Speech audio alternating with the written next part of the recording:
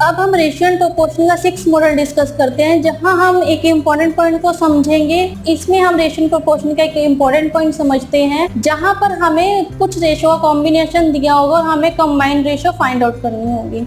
इसको एक एग्जांपल से समझते हैं। फॉर एग्जांपल की A/B दिया हुआ है हमें 5/6 और B/C दिया हुआ है हमें 6/7। तो अगर हमें इन दोनों रेशो की कंबाइंड रेशो फाइंड आउट करनी हो तो हम कैसे करेंगे? इसके लिए हम इनमें से जो कॉमन वेरिएबल है उसे देखेंगे। इनमें से जो कॉमन वेरिएबल है B है, इनमें common variable A and B और B एंड C में कॉमन वेरिएबल B है। और अगर हम रेशो में देखें तो यहाँ पर A एंड B में B की वैल्यू 6 है और B एंड C में C की वैल्यू 6 दी हुई है, यानी कि ये भी इक्वल है। तो हम डायरेक्टली यहाँ पर कह सकते हैं कि A/B/C होगी यहाँ पर 5/6/7। तो जब भी हमें कंबाइंड रेशियो फाइंड आउट करनी हो तो हम डायरेक्टली कॉमन वेरिएबल को देखेंगे कि कौन सा कॉमन वेरिएबल है और उसकी जो वैल्यू पार्ट्स हमें दी हुई है कॉमन वेरिएबल की, तो हम उससे directly combined ratio find out कर सकते हैं। तो ये केस था कि जो यहाँ पर जो कॉमन वेरिएबल है उसके पार्ट्स इक्वल है, यानी कि जो उसकी वैल्यूज दी हुई है वो इक्वल है। अब मान लो कि जो कॉमन वेरिएबल है उसके पार्ट्स इक्वल ना हो तो हम उस केस में क्या करेंगे?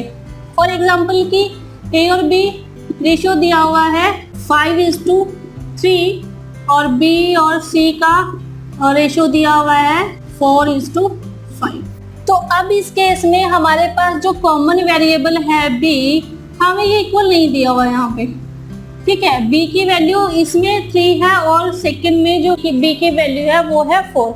अब ये यहाँ पर कॉमन नहीं दिया हुआ, तो इस केस में हम क्या करेंगे? इस केस में हम जो पार्ट्स दिए हुए हमें A एंड B और B एंड C के, हमें जो पार्ट्स दिए हुए दोनों में, इनमें जो कॉमन है B, इसके पार्ट्स दिए हुए 3 और 5, इसको हम मल्टीप्लाई करेंगे। ध्यान रहे कि जब हम रेशियो को किसी नंबर से मल्टीप्लाई करते हैं तो रेशियो पर कोई भी इफेक्ट नहीं पड़ता। फॉर एग्जांपल की रेशियो दी हुई है 4 एंड 5, अगर हम इसे 2 से मल्टीप्लाई करें तो ये आएगी 8:10। तो अगर हम इसको सिंप्लीफाई करें तो ये फिर से 4:5 ही हो जाएगी। तो जिस भी फैक्टर से इसको मल्टीप्लाई करेंगे, जिस भी नंबर से इसे मल्टीप्लाई करेंगे, रेशियो पर कोई भी इफेक्ट नहीं पड़ने वाला, ठीक है। तो हम इसको इक्वल कर लेते हैं। जो कॉमन वेरिएबल है उसको हम इक्वल करें। यहाँ से इक्वल करने के लिए अगर हम देखें 5 एंड 3 का कॉमन वेरिएबल क्या है? 5 एंड 3 का कॉमन वेरिएबल है 12, है ना।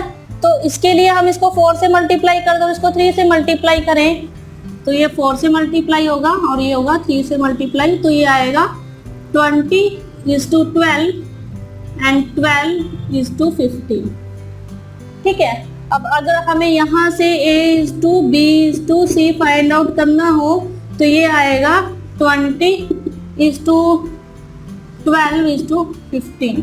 तो हमने यहाँ से कंबाइंड रेशियो फाइंड आउट कर ली 20:12:15, क्योंकि अगर हम इसे सिंप्लीफाई करें A/B को और B/C को तो हमारे पास 5:3 और 4:5 ही आएगा, जैसे कि 20:12। तो अगर हम इसे सिंप्लीफाई करें तो ये आएगा 5:3, और अगर हम 12:15 को सिंप्लीफाई करें तो ये आएगा 4:5। तो अगर हम इसको अब मल्टीप्लाई कर ले तो हम जो कॉमन वेरिएबल है उसे इक्वल कर कंबाइंड रेशियो को फाइंड आउट कर सकते हैं। इस मॉडल से रिलेटेड कुछ एग्जाम्पल करके देखते हैं ताकि आपको ये कॉन्सेप्ट और क्लियर हो जाए।